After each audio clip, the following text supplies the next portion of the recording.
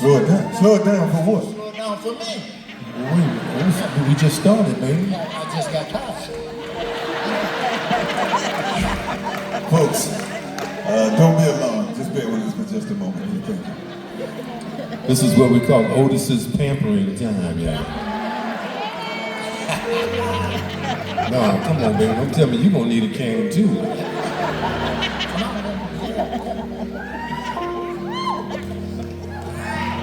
Yeah.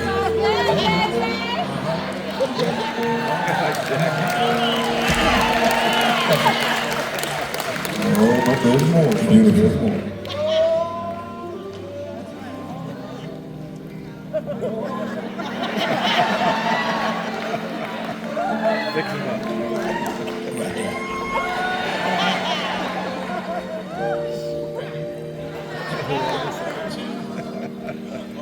Yes. No, I don't speak. How y'all doing? Yes, good seeing you all once again. Yeah. You know what? Because of you, we have been spoiled for 62 years. Yeah, we're having fun. Yeah. Wait a minute. Before you go any further, you made that sound so good. Why don't you tell me the other part?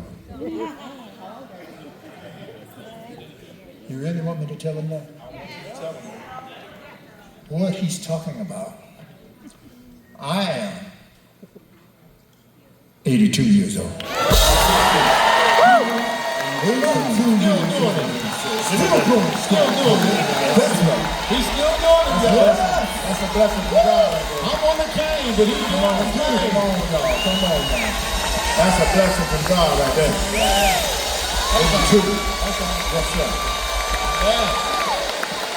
You know, we played Germany a couple years ago, and after I made that announcement, and at the end of the show, a young man came down, and he looked at me and said, okay, now I hope it ain't gonna be no ruckus up in here. So he looked at me and he said, you know, you're an inspiration to a whole lot of people, because at that time I was 80, you know, and with God's blessing, here I am at 82. I ain't through. You know, we're gonna ride the hell off the horse. Thank you. So while we're sitting down, we might as well make it worthwhile. And in doing so, I'd like to let you know a few things about Motown. Yeah, I hear you. There will never ever be a recording company like Motown.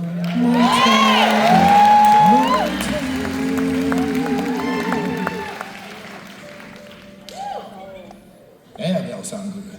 Can I sound with y'all? Of course. No, on the real side, the reason I said that, no other recording company in the business, and I'm not trying to denigrate any of the heavyweights like CBS, Warner Brothers, Polydor, the companies just got that forever long money. And yet, Berry Gordy started Motown with just $800. Oh yeah. So $800 to, well, you know, out in LA, he's sitting up on top of a hill. When you get to see Barry now, you have to make an announcement. And I'm happy for the brother because he's been so wonderful. And God has been even better because let me tell you this. Yes. I always say night after night, you see, Motown was no happenstance. God and his infinite wisdom brought that little true story family flat together at that point in time, the 60s, which was very turbulent, like we're going through changes like that now. But, you know, Motown was brought along because the music that came out of Motown was like a soothing ointment to a troubled soul. Yes.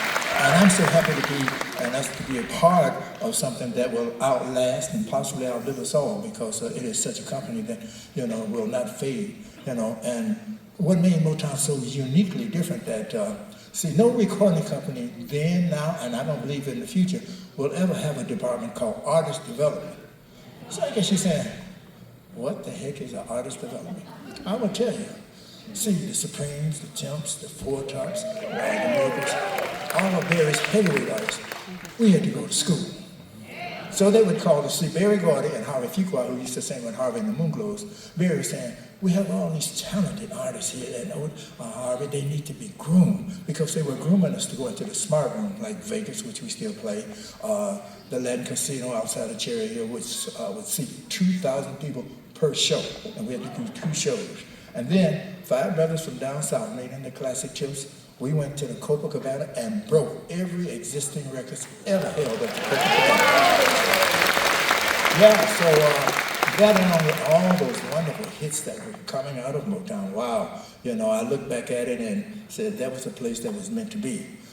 So I'm very happy that we had a part of that, because Barry had hired Maurice King, Charlie Atkins, Lon Fontaine, and Johnny Allen.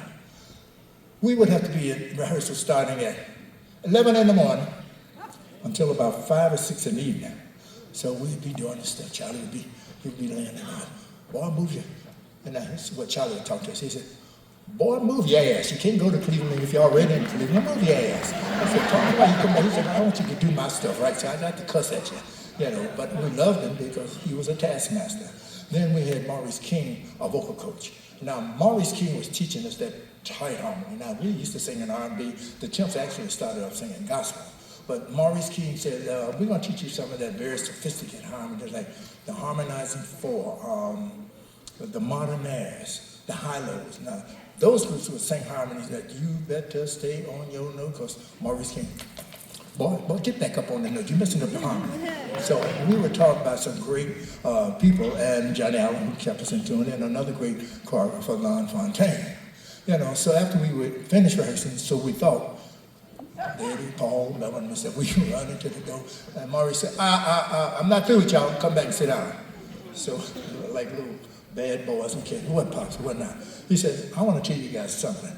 Now, what I'm about to say applies to everybody in this here auditorium.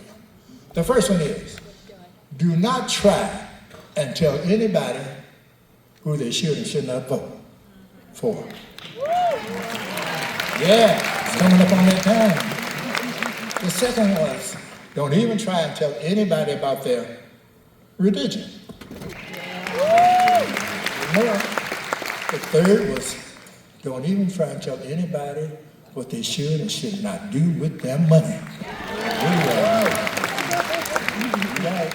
And the fourth one, the coup de grace.